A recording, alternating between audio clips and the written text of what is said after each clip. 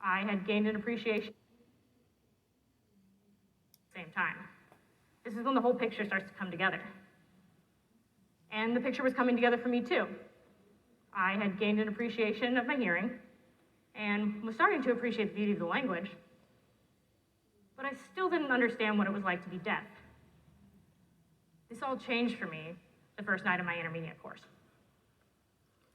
In terms of the community course I take, the intermediate level is as high as you can go. Once you start taking that class, you just take it forever until you know everything about sign language. Because of this, there's a varying level of ability among the students in my class. Class is taught exclusively in ASL, and we're encouraged not to use our voices at all. The first night we started a normal introductory activity. Everyone was to go around, sign their names, and say something else I didn't quite catch the sign for. I was grateful I wasn't going first. I studied all the other students' signs, trying to figure out what I was supposed to say after my name, but could only pick up a couple things. Someone signed, "I'm learning ASL." Someone said something about a baby. Someone said something about a nurse. And then it was my turn. I stood up. I signed, "My name is Pamela. I'm learning ASL." And I froze. Just kind of shrugged a little, speechless, because I wasn't supposed to voice. But everyone was staring at me, so finally I just said aloud, "I don't know what I'm supposed to be doing." Turns out I was supposed to be sharing a fun fact about myself. So I finished my introduction with much help from my teacher, of course, and sat back down confused because I had no idea what anyone was saying, and scared because I was beginning to realize this class was going to be really hard. I sat there silently, avoiding eye contact, holding back my tears, petrified of being asked another question. Finally, my teacher started to speak again to bring the first day to a close. She said, "It's okay if you're confused." She was proud of me for saying something. She told us that the way that I felt is the way that deaf people feel every single day walking out into the hearing world. They know they won't be able to understand most people. They will be confused and may be scared.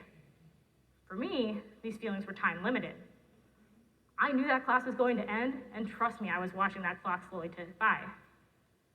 Deaf people, on the other hand, cannot escape the hearing world. Because the hearing world is where they live. There's no deaf island, as my teacher likes to say. The hearing don't have to interact with the deaf, but the deaf are constantly surrounded by hearing people.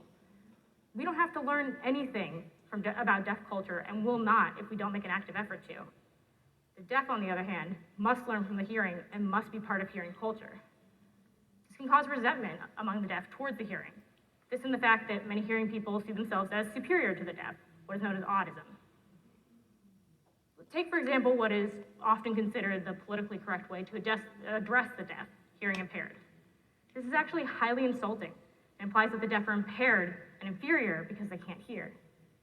They could just as easily call us deaf impaired because we aren't deaf. Calling the deaf hearing impaired implies that they are handicapped and they need to be fixed. A deaf person would strongly disagree with this. There's actually an intense degree of deaf pride among the deaf community. Deaf people believe that deaf people should be in relationships with other deaf people. Babies born deaf are desirable and cherished in the deaf community. Deafness isn't seen as a disability, but a culture. Still, in hearing culture, the deaf are seen as handicapped, and that's why they tend to separate themselves as much as they can from the hearing.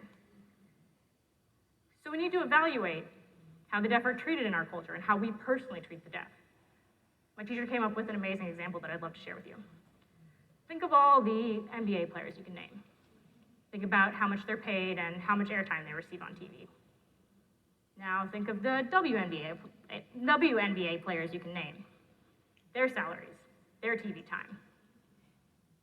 Now what about professional basketball athletes that are deaf? Well, they're not even on the court. The deaf and hard of hearing are still looked down upon in our culture. They struggle to get jobs because the hearing don't understand how they'll interact with others in the office. The deaf and hard of hearing fight to join the military and combat those who tell them they won't be professional athletes or musicians or politicians. I just want to note the reason there's not a picture of a deaf politician on this slide is because there's never been a deaf politician in the history of US government. The deaf and hard of hearing should be able to follow their dreams just as the rest of us can, but but the hearing's discrimination and lack of understanding of deaf culture gets in the way of this.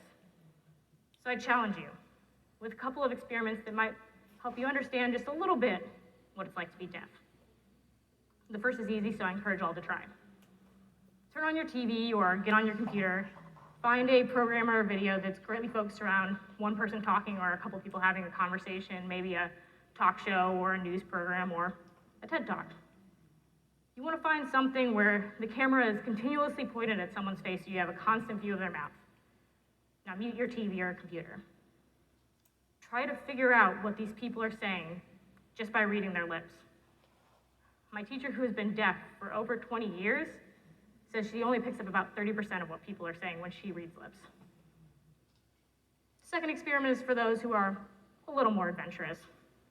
Go out and buy some earplugs, but get the silicone kind because they cancel out the most noise.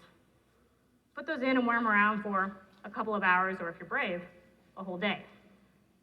These experiments will not show you what it's like to be deaf, but might give you the smallest inkling of what it's like to live in the hearing world.